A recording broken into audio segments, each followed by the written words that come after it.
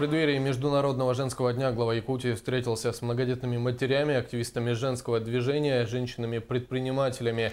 Егор Борисов по традиции вручил государственные награды. От имени руководства и от себя лично он поздравил всех женщин Якутии с праздником. Во время выступления глава региона отметил, что женщины выполняют ключевую роль не только в семье, но и в социально-экономической жизни республики.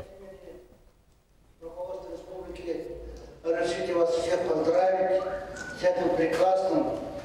Мы в последние годы добились увеличения продолжительности жизни. Это очень большой показатель. Мы сегодня постоянно, стабильно, в последние десятилетия добиваемся естественного прироста населения республики. Это благодаря именно вам. Для того, чтобы поддержать